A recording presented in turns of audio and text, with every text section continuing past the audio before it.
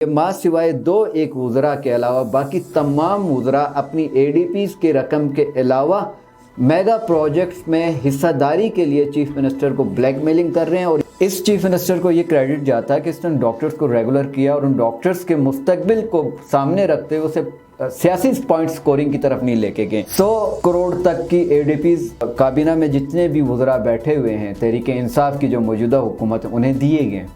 उनकी कहाँ कारकर्दगी है? उनकी कारकर्दगी ग्राउंड में हमें नज़र नहीं आ रही है। लेकिन जब मकामी हुकूमत ये कह रही है कि हम मकामी सतह पे टैक्स के निज़ाम को मुतारफ़ करा के यहाँ के रहने वाले बाशिंदगान गिलगित बल्तिस्तान को हमने फैसिलिटेट करना है, तो फिर तो एतराज़ बिला वजह है। मुंतशिर गिरोह पे मुश्तमिल एक काबीना है। और आपको मैं बताऊंगा कि 300 टेक्सटाइल के यूनिट पाकिस्तान में बंद होने जा रहे हैं और 300 टेक्सटाइल के यूनिट बंद होने से $300 मिलियन का खसारा पाकिस्तान को बर्दाश्त करना पड़ेगा। जो आम पाकिस्तानी है उन्हें मुस्लिम बुनिये के हाथों लुटते हुए देख रहा हूँ और हिंदुस्तान में हिंदू बुनिये के हाथों लुटते हुए देख रहा हूँ। माजरत के साथ मैं अवामी एक्शन कमेटी को इस मकामी सतह के टैक्स में मैं मुजरिम डिक्लेयर करता हूँ।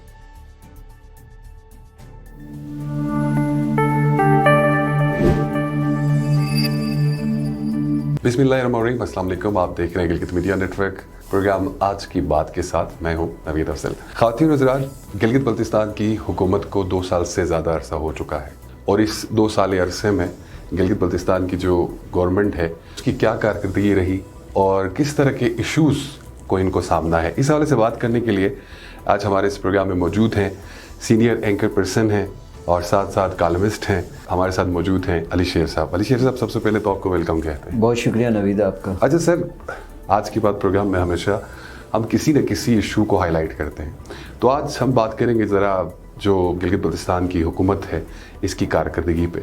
तो क्या लगता है ये 2 साल से ज़्यादा का अरसा इनका हो चुका है, तो इनकी कारकर्दगी आप कहाँ देखते हैं? बहुत शुक्रिया नवीद। अगर हम कारकर्दगी की बात करें मौजूदा हुकूमत की, तो इसमें एक बड़ा डिफरेंस हमें नज़र आ रहा है। अगर बहसियत काबीना की बात करें तो मैं तो बड़े वाशगाफ अल्फाज में कहूँगा, बल्कि मैंने अपने आर्टिकल्स में भी लिखा था, मुंतशिर गिरोह पे मुश्तमिल एक काबीना है। काबीना में कोई ऐसी शख्सियात एज सच नज़र नहीं आ रही हैं कि जिन्हें हम ये कह सकें कि जो सही मानियों में इन 2 साल टाइम फ्रेम में उन्होंने अवामी नुमाइंदगी का कोई मुजाहिरा किया हो। जहाँ काबीना एक तरफ है, वहाँ पे अगर हम काबीना के जो चीफ एग्जीक्यूटिव हैं, उनके जो टीम लीडर हैं, उनकी अगर बात करें तो बड़ा डिफरेंस है। जो वज़ीर आला साहब हैं उनकी जो सोच है, जो आइडियोलॉजी है, वो सही मानियों में एक, जहाँ तक मैं समझता हूँ, मेरी जो नशिस्तें रही हैं और जो मैंने उनकी एक्टिविटीज़ को देखा है, उसमें वो डेवलपमेंट माइंड सेक्टर के शख्स हैं। वो चाहते हैं कि खित्ते में तरक्की हो। उनकी एक सोच है, वो कहते हैं कि मेरी सियासत का महवर ये है कि मैं बराह रास्त अपने खित्ते के में बसने वाले जो लोग हैं उन पे सरमायाकारी करूं। अगर हम सरमायाकारी की बात करें तो उनको ये क्रेडिट जाता है कि गिलगित बल्तिस्तान की तारीख में पहली दफ़ा कोई 370 अरब रुपए का वफाक से उन्होंने बजट मंजूर करवाया था। लेकिन अनफॉर्चुनेट चूँकि वहाँ पे उनकी हुकूमत नहीं रही, तो ज़ाहिर है गिलगित बल्तिस्तान डिपेंड करता है वफाकी हुकूमत पे। उनका मरहून मन्नत होता है, वफाक में जो हुकूमत आती है वो जैसे ट्रीट करती है। चूँकि हम यहाँ पे न तो 18वीं तरमीम के तहत हम दीगर सूबों की तरह हमारे यहाँ वो चीज़ें फैसिलिटेट की जा सकती हैं। हमारे यहाँ तो तमाम तर मामला तो वफाक से ही मुंसलिक हैं। तो ये बड़ी अनफॉर्चुनेट है कि वफाक से तहरीक इंसाफ की इनकी जो हुकूमत थी वो चली गई, फिर वो चीज़ों में डिस्टर्बेंस आई है। लेकिन अगर उससे हट के भी हम देखें तो बहसियत चीफ मिनिस्टर जो रिफॉर्म्स की तरफ वो गए हैं, ये रिफॉर्म्स मेरी नज़र में जो पहले 2 वज़राए आला इस खित्ते के रहे हैं वो रिफॉर्म्स की तरफ नहीं गए। सिविल सुप्रीमेसी का जो आईना होता है वो सिविल इदारे होते हैं। अगर आप सिविल इदारों को दौर हाजिर के जदीद तकाज़ों के मुताबिक उन्हें उसमें ढलने की कोशिश करेंगे तो वो डिलीवर करेंगे। अगर आपके इदारे ही पुराने उस मैकेनिज़्म के तहत हों और इदारों में जिद्दत ना आए, तो इदारे तो रवायती तरीक़े कार के मुताबिक रह के काम करेंगे तो सुस्त रवि का फिर वो शिकार हो जाते हैं। हेल्थ के शोबे की अगर हम बात करें तो मौजूदा चीफ मिनिस्टर ने नो डाउट कि उन्होंने अच्छी रिफॉर्म्स मुतारिफ कराई, مجھے اچھی طرح یاد ہے کورونا کی جب پہلے لہر آئی تھی تو گلگت بلتستان اس سے بڑا متاثر ہوا تھا. ہمارے ہاں ڈاکٹرز کی پیرامیڈک سٹاف کی شدید کمی تھی. اس وقت کے جو وزیر اعلیٰ تھے حافظ الرحمان صاحب نے انہیں اپروچ کیا, ڈاکٹرز کو مختلف پاکستان کے دیگر صوبوں میں جو ہمارے ینگ ڈاکٹر تھے ان کو لے کے آئے, ان سے خدمات لی. لیکن اس دور میں انہیں نہ تو تنخواہیں دی گئیں, نہ ان کا مستقبل کو محفوظ بنانے کے حوالے سے کوئی ایسے اقدامات اٹھائے گئے. مجھے اچھی طرح یاد ہے کہ 6 ماہ تک ان کی تنخواہیں پینڈنگ ہوا کرتی تھی. اس چیف منسٹر کو یہ کریڈٹ جاتا ہے کہ اس نے ڈاکٹرز کو ریگولر کیا اور ان ڈاکٹرز کے مستقبل کو سامنے رکھتے ہوئے اسے سیاسی پوائنٹ سکورنگ کی طرف نہیں لے کے گئے. پھر اس کے ساتھ جو ہیلتھ اپنا ٹیچنگ ہاسپٹل کی طرف انہوں نے جو انیشیٹ لیا ہے وہ اسے اپریشیٹ کرنا چاہیے. نرسنگ کا جو اب یہاں پہ جو کالج کی وہ بات کر رہے ہیں اور اس کی طرف انہوں نے اب وہ سٹیپ جو اٹھانے جا رہے ہیں, یہ بنیادی ہماری ضرورت ہے. آپ اگر ہمارے ریجن کو دیکھیں تو ہمارے دور دراز ایریاز میں ہماری مائیں بہنیں, ہمارے بچے جب موسمی تبدیلیوں کی باعث مختلف بیماریوں کا شکار ہوتے ہیں یا کوئی میجر ایشو ان کے ساتھ آتا ہے, ڈاکٹر تو ٹریٹ کرتا ہے, ڈاکٹر چیک کرتا ہے, ایڈوائز کرتا ہے, پراپر جو ٹریٹمنٹ ہوتی ہے وہ ہاسپٹل میں پیرامیڈک سٹاف دیتا ہے. ہمارے یہاں پیرامیڈک سٹاف نہیں تھا, ہمارے یہاں نرسنگ کا کانسیپٹ نہیں تھا. ہمارے فیملیز جو ہیں وہ اپنی بیٹیوں کو نرسنگ کے شعبے کی طرف لے کے جانے میں مائل نہیں ہوتے تھے. تو یہ جو اقدام ہے یہ بڑا ایک اچھا مناسب اقدام ہے. اگر اس کی طرف یہ جاتے ہیں تو بہت بہتر چیزیں ہوں گی. پھر اس کے ساتھ گیزر شندور روڈ کی اگر ہم بات کریں, پھر استور ایکسپریس وے کی ہم بات کریں, تو یہ دو وہ بڑے پروجیکٹ ہیں کہ اگر یہ پروجیکٹ ٹائم پہ کمپلیٹ ہو جاتے ہیں تو گلگت بلتستان کی ٹورزم کو بوسٹ مل جائے گا, جس کی بنیاد پہ لوگوں کو روزگار کے مواقع فراہم ہوں گے. اب کابینہ کی اگر ہم بات کریں, 100 کروڑ تک کی ADPs کابینہ میں جتنے بھی وزراء بیٹھے ہوئے ہیں تحریک انصاف کی جو موجودہ حکومت ہے انہیں دیے گئے. ان کی کہاں کارکردگی ہے؟ ان کی کارکردگی گراؤنڈ میں ہمیں نظر نہیں آ رہی ہے. کارکردگی دکھانے کے بجائے گروہی اختلافات کی طرف ہیں, وزیر اعلیٰ کے ساتھ اختلافات کی طرف ہیں. میں بڑے صاف سے الفاظ میں کہوں گا نوید, میری جو اسٹڈی ہے, جو میں نے مشاہدہ کیا, وہ اس میں صرف ایک ہی چیز سامنے آ رہی ہے, ماں سوائے 2-1 وزراء کے علاوہ باقی تمام وزراء اپنی ADPs کے رقم کے علاوہ میگا پروجیکٹس میں حصہ داری کے لیے چیف منسٹر کو بلیک میلنگ کر رہے ہیں. اور یہ جو عدم اعتماد کا بھی جو ایک ماحول سجایا گیا تھا, اس میں سوائے ایک شخصیت کے جو اپنے ایک اصولی موقف پہ کھڑے تھے, ڈپٹی اسپیکر کی میں بات کر رہا ہوں, نذیر ایڈوکیٹ کا, ان کا اختلاف ایک اصولی موقف پہ تھا. باقی جتنے بھی اس میں شامل تھے ان سب کا صرف ایک ہی مقصد تھا, مافیائزم کو فروغ دینا. ان کے پیچھے جو انویسٹر تھے, جو سرمایہ کار تھے, جنہوں نے ان پہ انویسٹمنٹ کی, انہیں اس مقام تک پہنچایا, ان کو فیسیلیٹیٹ کرنا تھا. اب کوئی اپنے بھائی کو پروجیکٹ دلوانا چاہتا ہے, کوئی اپنے چچا زاد بھائی کو پروجیکٹ دلوانا چاہتا تھا جنہیں فرنٹ مین کے طور پہ رکھے تھے. تو یہ جھگڑے جو کابینہ کے آپس کے ہیں یہ کسی نظریات کی بنیاد پہ نہیں ہے, یہ تحریک انصاف کی بقا کی بنیاد پہ نہیں ہے, یا عوام کو ڈیلیور کرنے کی بنیاد پہ نہیں ہے, یہ صرف اور صرف حصہ داری کی بنیاد پہ ہے. صحیح. اچھا علی شیر صاحب, PTI گورنمنٹ جو گلگت بلتستان میں ہے, اس کے اندر ڈفرینٹ ایشوز سب کو نظر آ رہے ہوتے ہیں کیونکہ عوام بھی ان پہ فوکس کر کے بیٹھ رہی ہوتی ہے. تو جب PTI کی گورنمنٹ وفاق میں چلی گئی تو ان کے اوپر کرائسس اور بڑھ گئے. کیا اس کرائسس کی وجہ وفاق کے ساتھ ان کے ریلیشن صحیح نہ ہونے کی تو نہیں ہے؟ کیونکہ وزیر اعلیٰ صاحب کافی دفعہ جب وزیر اعظم صاحب یہاں پہ آئے, شہباز شریف صاحب, تو ان کے ساتھ انہوں نے ملاقات تک نہیں کی.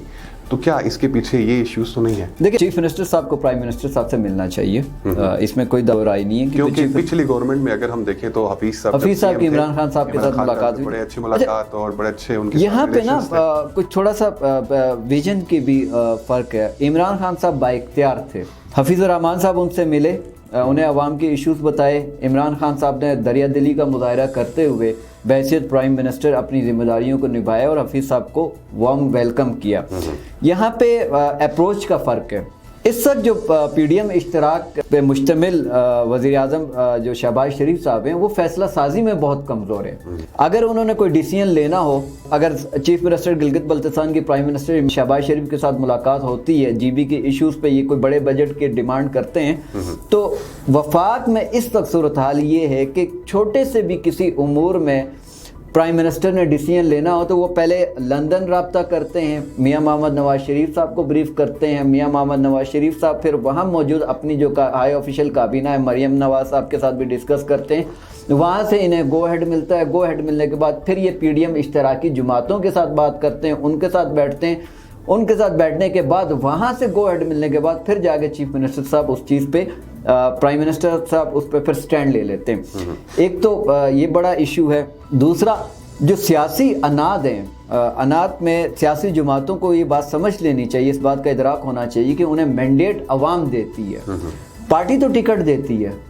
اگر عوام ووٹ نہ دے تو کیا ٹکٹ انہیں اس میں پہنچا سکتا ہے؟ نہیں پہنچا سکتا. مینڈیٹ تو عوام دیتی ہے. تو ایک سیاسی اختلافات کو بالائے طاق رکھتے ہوئے عوامی مینڈیٹ کو مقدم سمجھنا چاہیے اور اس تناظر میں آ کے, اس پوائنٹ پہ آ کے ڈائلاگ اور مکالمے کا جو راستہ ہے وہ اپنانا چاہیے. یہ بہت لازم ہے. اگین پھر وہی بات کروں گا, مکالمہ کہاں کیا جائے, کن کے ساتھ کیا جائے؟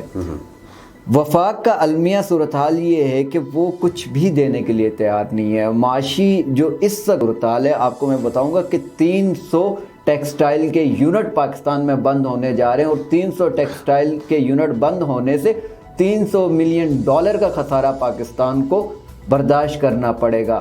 یہ معاشی اس وقت ہماری صورتحال ہے. بالکل صحیح. اچھا علی شیر صاحب, آپ نے بھی دیکھا ہے ٹیکسز کا ایک ایشو ہائی لائٹ کیا جا رہا ہے پی ٹی آئی گورنمنٹ کی طرف سے جی بی میں, تو اس کے پیچھے کیا محرکات آپ دیکھتے ہیں, کیا ایشوز ہیں یا کیا وجوہات ہیں جن کے بنا پہ یہ ٹیکسز کے ایشوز کو ہائی لائٹ کیا جا رہا ہے؟ میں بڑی سادہ سی بات کروں گا کہ جب پاکستان اور ہندوستان کے بیچ میں دو قومی نظریے کی بنیاد پہ آزاد ہو رہا تھا, تو مولانا عبدالکلام صاحب کا اس وقت ایک بڑا مشہور سا مقالہ تھا. ان کا یہ کہنا تھا کہ میں بنتے ہوئے پاکستان میں جو عام پاکستانی ہیں انہیں مسلم بنیے کے ہاتھوں لٹتے ہوئے دیکھ رہا ہوں, اور ہندوستان میں ہندو بنیے کے ہاتھوں لٹتے ہوئے دیکھ رہا ہوں. ہمارے ہاں بنیا پن بہت زیادہ ہے. مجھے بتائیں کہ UNCIP کی قراردادوں میں واضح طور پہ مینشن ہے کہ گلگت بلتستان اور آزاد کشمیر میں اختیارات مقامی حکومتوں کو دیے جائیں. مقامی حکومتوں کو جب اختیارات ملتے ہیں تو مقامی 100% مقامی حکومتوں نے اپنے وسائل کو یوٹیلائز کر کے اپنے عوام کو فیسیلیٹیٹ کرنا ہوتا ہے. اب وسائل کی جہاں بات آتی ہے, یہ جو ٹیکس نظام کی بات ہو رہی ہے, آپ اختلاف تب کریں نا کہ اگر یہ ٹیکس وفاق متعارف کرانے کی کوشش کر رہا ہے, یہ ٹیکس وفاق سے جو ریونیو اکٹھا ہوگا وہ وفاق کو دیا جائے, تو پھر تو آپ کا اختلاف بجائے. لیکن جب مقامی حکومت یہ کہہ رہی ہے کہ ہم مقامی سطح پہ ٹیکس کے نظام کو متعارف کرا کے یہاں کے رہنے والے باشندگان گلگت بلتستان کو ہم نے فیسیلیٹیٹ کرنا ہے, تو پھر تو اعتراض بلا وجہ ہے. ہاں, اس پوائنٹ پہ بات یہ ہو سکتی ہے کہ وہ جو ٹیکس کا نظام متعارف آپ کرائیں گے وہ کن بنیادوں پہ آپ کرا رہے ہیں, میکنزم کیا ہوگا, اس کا چیک اینڈ بیلنس کیا ہوگا کہ آیا ہم سے جو ٹیکس کلیکٹ کیا جائے گا وہ مقامی سطح پہ ہی عوام پہ خرچ کیا جائے گا. اس پہ مکالمہ ہو سکتا ہے. لیکن یہاں انفارچونیٹ مسئلہ یہ ہے کہ جب بھی وسائل کو یوٹیلائز کرنے کی بات آتی ہے تو جو سرمایہ دار طبقہ ہے جنہوں نے یہاں کے وسائل پہ جو قابض ہیں وہ عوامی ایکشن کمیٹی کو فعال کرتے ہیں. معذرت کے ساتھ میں عوامی ایکشن کمیٹی کو اس مقامی سطح کے ٹیکس میں مجرم ڈکلیئر کرتا ہوں. انہیں فعال کرتے ہیں, وہ سڑکوں پہ آ جاتے ہیں, وہ عوام کو یہ بتاتے ہیں جی کہ متنازع خطہ ہے, اب ہمیں پہلے ہی سبسڈائز ہمیں وہ چیزیں پرووائڈ نہیں کی جا رہی, اب ہم ہی سے ٹیکس لینے کی بات کی جا رہی ہے. اور عوام ہماری اتنی سادہ ہے کیونکہ ہماری سیاسی جماعتوں نے انہیں شعور و آگہی کی طرف لے کے نہیں گئے ہیں, انہیں سیاسی معاملات میں پارٹیسپیشن انہیں نہیں دی گئی ہے, تو وہ ان چیزوں کو سمجھ نہیں پا رہے ہیں. جب انہیں 2 وقت کے روٹی کے لیے مشکل ترین مراحل میں انہیں رکھا گیا ہے تو وہ نہ سیاسی معاملات پہ وہ پارٹیسپیٹ کر سکیں گے, نہ وہ معاشرتی معاملات کو بہتر انداز سے اس کو دیکھ پائیں گے. تو انہیں ادراک اس حد تک نہیں ہوتا کہ پس پردہ کے محرکات کیا ہیں. مقامی سطح پہ ٹیکس متعارف ہونا چاہیے. ان خطے کے موجود تمام وسائل میرے اور آپ کے ہیں, وہ وسائل میں اور آپ اس کے مالک ہیں.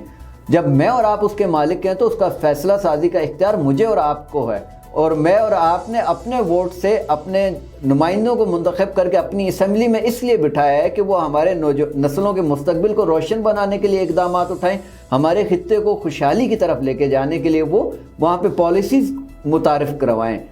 تو ٹیکس میں ذاتی طور پہ سمجھتا ہوں مقامی سطح پہ ٹیکس ہونا چاہیے. یہ جو سرمایہ داروں کا ایک طبقہ ہے جنہوں نے ہمارے وسائل پہ قبضہ کیے رکھا ہے ان سے لینا چاہیے. 22 لاکھ سیاح گلگت بلتستان میں آ رہے ہیں, بالکل آ رہے ہیں. مقامی سطح پہ کتنے ہوٹل انڈسٹریز ہیں جو ان سے فیسیلیٹیٹ ہو رہے ہیں, کیا صرف انہی کے لیے یہ وسائل وہ ہیں؟ صحیح. اچھا علی شیر صاحب, کہیں یہ تو نہیں ہے کہ پی ٹی آئی گورنمنٹ جو ہے وہ اپنی کارکردگی کو چھپانے کے لیے یہ ٹیکس کے ایشو کو ہائی لائٹ کر رہی ہے؟ نہیں, ایسا کچھ بھی نہیں ہے. میں جہاں تک سمجھ رہا ہوں کہ پی ٹی آئی اپنی کارکردگی کو چھپانے کے لیے ایسا کری. دیکھیں, کارکردگی کو بھی ہمیں یہ دیکھنا چاہیے کہ جب ہمارے ہاں تنخواہیں وفاق سے آ رہی ہوں, ٹھیک ہے, ہمارے ہاں پی ایس ڈی پی کے مد کے تمام بجٹس وہاں سے آ رہا ہو, اب وہاں پہ جماعت مخالف نظریے کی حامل ایک جماعت بیٹھی ہے, تو ہمارے ہاں سیاسی جماعتوں نے ملک کو یا عوام کو تو کبھی مقدم نہیں جانا. انہوں نے ہمیشہ اپنے سیاسی مفادات کو, اپنے سیاسی امپائرز کو وسعت دینے کے لیے اسٹریٹجیز اپنائی ہیں. تو یہ ایشو تو ہمارے ہاں رہے گا جب تک وفاق میں, پی ڈی ایم میں, یہاں پہ تحریک انصاف ہے, جب یہ دونوں جماعتیں عوام کو ترجیح بنیاد پہ نہیں رکھیں گے تو یہ ایشوز رہیں گے ہمارے یہاں. اچھا, ایک اور کہانی چل رہی ہے آج کل کے وفاق کے ساتھ گلگت بلتستان کے الیکشن کے حوالے سے. تو آپ تو کیپٹل میں رہتے ہیں, وفاق کے اندر کی کہانیاں آپ کو زیادہ پتہ ہیں, تو کیا لگتا ہے فیوچر میں کہیں گلگت بلتستان اور وفاق کے درمیان میں الیکشنز ایک ہی ٹائم پہ ہونے کے چانسز ہیں؟ دیکھیں, ہونا یہ چاہیے. جمہوری عمل آپ کو یہ سکھاتا ہے کہ آپ اپنے شہریوں کو آزادی دیں, وہ اپنے مرضی سے اپنے منتخب نمائندے کو چنیں. گلگت بلتستان میں انفارچونیٹ وفاق نے پہلے سے ایک ایسا کرائیٹیریا بنایا ہوا, چونکہ حساس خطہ ہے, اس کی حساسیت کی آڑ میں انہوں نے یہاں انتخابات کو وفاق کے ساتھ نہیں رکھا. اس کی وجہ یہ ہے کہ وفاق میں جو بھی آئے وہ مشینری کو, سرکاری وسائل کو استعمال کرتے ہوئے یہاں پہ اپنی ہی جماعت کو اقتدار دلوائے. یہ بنیادی مسئلہ تھا. اب یہ جو ہونے جا رہا ہے, دیکھیں ہمارے یہاں خطے میں 7 دہائیوں کا لوگوں کا ایک خواب ہے کہ ہمیں آئینی دھارے میں شامل کیا جائے, ٹھیک ہے. لاسٹ گورنمنٹ میں بڑی اچھی وہ ایک موومنٹ چل رہی تھی جس میں یہاں کے چیف منسٹر صاحب نے تحریری طور پہ بھی لکھ کے دے دیا تھا کہ اگر عمران خان صاحب کو کہ اگر آپ ہمیں عبوری آئینی صوبہ دے رہے ہیں تو میں 2.5 سالہ اقتدار کو قربان کرنے کے لیے تیار ہوں. اب یہ جو بازگشت سامنے آ رہی ہے, اس بازگشت کا صرف ایک ہی مقصد ہے, عبوری آئینی سیٹ اپ نہیں دینا ہے, جو ایگزیکٹیو آرڈر ہے اس میں امینڈمنٹ کرنی ہے, امینڈمنٹ کر کے صرف وفاق کے ساتھ الیکشن کروانا ہے. الیکشن کروانے کا مقصد صرف یہ ہے کہ اگلا جو اقتدار ہے وہ یہاں پہ پیپل پارٹی کو ڈیلیور کیا جائے. پی ڈی ایم میں بہت یہ طے شدہ فارمولہ ہے کہ یہاں پہ بھی پی ڈی ایم اشتراکی حکومت ہوگی اور چیف منسٹرشپ کا جو سیٹ ہے وہ پیپل پارٹی کو دی جائے گی. تو صرف ایک اقتدار ہی بنیادی ایجنڈا ہے جس کے لیے یہ کوششیں تگ و دو کی جا رہی ہیں, اور وفاق میں یہ جو الیکشن کی بات کی جا رہی ہے یہ صرف اقتدار کے لیے کی جا رہی ہے. ہونی یہ چاہیے بات کہ امجد ایڈوکیٹ صاحب تھے جنہوں نے حق حاکمیت اور حق ملکیت کا نعرہ لگایا, آج انہی کی جماعتیں برسر اقتدار ہیں, تو آج حق حاکمیت حق ملکیت کی بات وہ وفاق میں جا کے کیوں نہیں کر رہے؟ وہ وفاق میں صرف ایک ہی پوائنٹ پہ بات کر رہے ہیں کہ گلگت بلتستان اور وفاق کا الیکشن ایک ساتھ. تو آپ نے تو بلاول کو بلایا تھا حق حاکمیت حق ملکیت کے لیے, بلاول نے آ کے یہاں پہ سپیچز کی کہ ہم آپ کو حق حاکمیت حق ملکیت دیں گے, اور پیپل پارٹی ہی واحد جماعت ہے جو آپ کو یہ دے سکتی ہے. تو آج کیوں نہیں دے رہے؟ آج صرف اقتدار کے لیے ایک امینڈمنٹ کرنے کے لیے سارے سر جوڑ کے بیٹھے ہوئے ہیں. صحیح. اچھا علی شیر صاحب, سیاست میں آپ کی کافی گہری نظر ہے, کالم وغیرہ بھی لکھتے ہیں اس حوالے سے, تو جی بی کی سیاست بھی آپ نے اچھی طرح یہ 2-2.5 سال جو پی ٹی آئی کی میں بات کر رہا ہوں, ان کی سیاست بھی آپ نے دیکھ لی اور ان کے کام بھی آپ نے دیکھ لیے, تو ان کا فیوچر کہاں دیکھتے ہیں آپ؟ دیکھیں, تحریک انصاف کا جو فیوچر ہے وہ ابھی ہے, اور اگر آج کی ہم بات کریں تو آج پاکستان کی تاریخ میں ذوالفقار علی بھٹو کے بعد اگر کسی کو عوامی مقبولیت ملی ہے تو وہ عمران خان ہے. اگر آج کے ہم اعداد و شمار کی طرف جائیں, جو غیر سرکاری اداروں کی جو سروے تھے, بیرون ممالک اداروں کی بھی جو سروے تھے, اس میں پاکستانی سیاستدانوں میں سب سے زیادہ پاپولیرٹی عمران خان کو ملی ہے. عمران خان کے ساتھ آج کے نوجوانوں کی ایک بڑی تعداد کھڑی ہے, اور جو انہی کے لیے بیانیے بناتے ہیں. کوئی بڑی اپسیٹس نہ ہوں, کوئی بڑے اللہ نہ کرے کوئی صورتحال ایسی نہ ہو کہ جس میں عمران خان صاحب جو ہے وہ مائنس ہو جاتے ہیں. تو تحریک انصاف کا جو فیوچر ہے وہ ابھی مضبوط ہے. اگر آپ الیکشن کی اب ہم بات کریں, جنرل الیکشن کی طرف جائیں تو ضمنی الیکشن آپ نے پنجاب میں دیکھ لی ہے, تحریک انصاف ون کر گئی. وفاق میں 7 نشستیں خالی ہو گئی تھی, 7 نشستوں میں عمران خان اکیلے کھڑے, اور ریکارڈ بن گیا کہ ایک ہی شخص 7 نشستوں سے جیت گیا. तहरीक इंसाफ इस वक्त उस पोजीशन में अवामी सतह पे कि अगर आज जनरल इलेक्शन हो जाते हैं तो पीडीएम इश्तराक के पास अवामी वो मैंडेट नहीं है। महंगाई सबसे बड़ी वजह है। इन्होंने बयानिया अपनाया था कि महंगाई मार्च मुकाओ की तहरीक इन्होंने चलाई, आज इक़्तिदार में आए, इक़्तिदार में आने के बाद महंगाई कहाँ है। इमरान खान के दौर में जो महंगाई के तनासब था आज के साथ अगर उसका मुआवजना करें तो आज उससे कई गुना ज़्यादा महंगाई है। बिजली गैस के नरखों में 75% इजाफे की मंजूरी दे दी गई है। सही। बिजली की कीमतें 17 रुपए से ऊपर जा चुकी हैं यूनिट्स जब से पीडीएम इक़्तिदार में आई है। पेट्रोलियम की मसनूआत की अगर हम बात करें तो अभी 50 रुपये लेवीज की मद में फिर से बढ़ाने पे गौर किया जा रहा है फी लीटर। अशिया खुर्दनोश की हम बात करें तो आपके सामने कहाँ से कहाँ पहुँच गई हैं। गंदम की हम बात करें, ज़री मुल्क होने के बावजूद गंदम बाहर से मंगवाई जा रही है। तो पीडीएम का जो बुनियादी एजेंडा था जिसके तहत ये इक़्तिदार में आए थे, इन्होंने जो बयानिया अपनाया था महंगाई मुकाओ मार्च का, उसमें ये नाकाम हो गए। नून लीग के पास कोई ऐसा बयानिया इस वक्त नहीं है कि जिसकी बुनियाद पे वो ग्राउंड में उतर के तहरीक इंसाफ को वाज़ेह शिकस्त दे के वफाक में फिर से बरसरे इक़्तिदार आ सके। मेरे ख्याल से ये जो कारकर्दगी इनकी 8 माह में जो कारकर्दगी इन्होंने दिखाई है, जो बयानात जो दावे इन्होंने थे उसके बरक्स कारकर्दगी रही है। और आज का ये जो डिजिटल मीडिया का दौर है इसमें अब हर शख्स अवेयर है और इस कारकर्दगी को मद्देनजर रखते हुए मैं ये समझता हूँ कि अगर कोई बहुत बड़ा अपसेट ना हो तो मेरे ख्याल से पीटीआई फिर से इक़्तिदार में आ सकती है। अच्छा, आप कहने का मकसद आपका यही है कि अगर वफाक में दोबारा पीटीआई आती है तो गिलगित बल्तिस्तान के जो पीटीआई गवर्नमेंट है इसके दोबारा आने के चांसेस हैं? अगर इनकी कारकर्दगी अच्छी ना भी हो तो देखिए ये तो ऐसे ही होता है। अगर वहाँ पे जो पार्टी बरसरे इक़्तिदार आती है वही पार्टी यहाँ पे अपनी जो जमात है उसी को इक़्तिदार दिलवाती है क्या आती है? अमूमी तौर पे दिलवाई जाती है। याद रखें गिलगित बल्तिस्तान में एक कोई भी जमात इक़्तिदार में आई है तो वो शफाफियत की बुनियाद पे नहीं आई है, वो अवामी मैंडेट की बुनियाद पे नहीं आई है। कश्मीर साइड पे भी यही हो रहा है। कश्मीर पे भी है, उन्हें इक़्तिदार दिलवाया जाता है। आप लास्ट इलेक्शन में देख लें, आपके सामने सारी सूरत-हाल।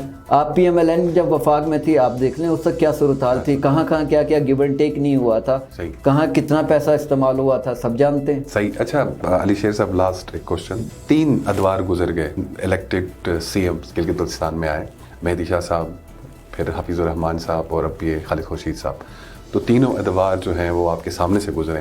तो कौन सी गवर्नमेंट जो गिलगित बल्तिस्तान के गरीब आवाम के लिए सबसे बेहतर थी? देखिए ये कंपैरिजन हम पीपीपी और पीएमएलएन का कर सकते हैं, पीटीआई का उसमें इसलिए कंपैरिजन नहीं कर सकते क्योंकि इन्हें अभी 2 साल और 4 माह के करीब हुए। फिर इस कंपैरिजन में एक बड़ा जो मसला आ रहा है वो ये कि वफाक में यहाँ पे सूबे में जब पीटीआई बरसरे इक़्तिदार आई उसके चंद माह बाद वफाक से इनकी हुकूमत अदम एतमाद के ज़रिए चली गई। तो ये कंपैरिजन हम इन 2 जमातों के साथ पीटीआई का नहीं कर सकते हैं। हाँ, हम मेहदी शाह साहब की आइडियोलॉजी, हफीज़ुर रहमान साहब की आइडियोलॉजी और खालिद खुर्शीद की आइडियोलॉजी का हम कंपैरिजन ज़रूर कर सकते हैं। उन 2 जमातों की अगर हम कंपैरिजन करें तो पीएमएलएन में हफीज़ साहब ने इसमें कोई दो राय नहीं है कि इस खित्ते में उन्होंने सही मायने में तरक्की के रास्ते हमवार किए। उन्होंने तरक्की किसे कहते हैं, वफाक से कैसे अपना हक लिया जा सकता है, वो उन्होंने अवाम को बताया। खुशबख्ती ये है कि हफीज़ साहब के बाद एक ऐसा शख्स हमें तसलसल के साथ एक ऐसा चीफ मिनिस्टर मिला जो उससे भी ज़्यादा एक ब्रिलियंट आइडियोलॉजी के साथ था, जो अवामी मामलात में सियासती पॉइंट स्कोरिंग नहीं करना चाह रहा था। लेकिन इन्हें वो मौके नहीं मिल सके।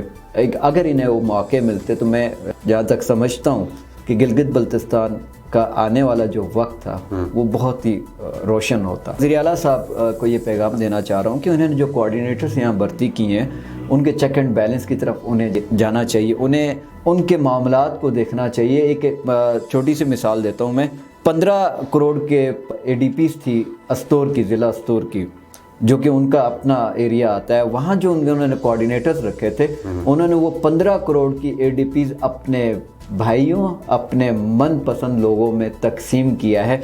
न सिर्फ अस्तोर में जो कोऑर्डिनेटर्स इन्होंने लिए हैं वो कोऑर्डिनेटर्स उनके उस विजन को, तहरीक इंसाफ की उस आइडियोलॉजी पे काम करने के बजाय अपने बंदर बांड में मसरूफ़ है। 50,000 से लेके जहाँ तक वो जा सकते हैं वहाँ तक वो कमीशन एजेंटी का जो काम है ना उसको फ़रोग दे रहे हैं। चलें, बहुत शुक्रिया आपका जी। नाज़रीन करम, उम्मीद करते हैं कि आज का प्रोग्राम आप सबको बहुत अच्छा लगा होगा।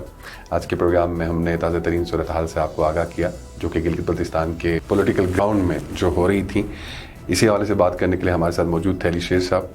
उम्मीद करते हैं कि जो भी गवर्नमेंट वफाक में आए या जो भी गवर्नमेंट गिलगित बल्तिस्तान में आए वो गिलगित बल्तिस्तान के गरीब आवाम पे स्पेशली तवज्जो दे और गिलगित बल्तिस्तान की तरक्की में अपना किरदार अदा करे। इसी दुआ के साथ कि अल्लाह ताला सबको सलामत रखे। अपना ढेर सारा ख्याल रखिए। अल्लाह हाफिज़। पैदाइश का इंदराज बहुत अहम है, इसलिए कि शहरियत और नाम का उसूल हर बच्चे का पैदाइशी हक है जो उसे पैदाइश के इंदराज से हासिल होता है। पैदाइश का इंदराज बच्चे को उसके बुनियादी हुकूक जैसे कि तालीम, सेहत, इंसाफ और समाजी सहूलियात के हुसूल को मुमकिन बनाता है। पैदाइश के इंदराज से बच्चों के गुम होने की सूरत में रियासती इदारों को उन्हें ढूंढने में आसानी होती है और आपकी परेशानी का जल्दी तदारुक मुमकिन होता है और बच्चे मुमकिन तशद्दुद से बच जाते हैं। अगर कोई बच्चा किसी भी किस्म की तशद्दुद का शिकार नजर आए तो आप district child protection unit Gilgit Baltistan पर रुजू करें या उसके हेल्पलाइन 1121 पर राब्ता करें। ये पैगाम social welfare department Gilgit Baltistan, UNICEF और GBRSP की जानिब से पेश किया जा रहा है।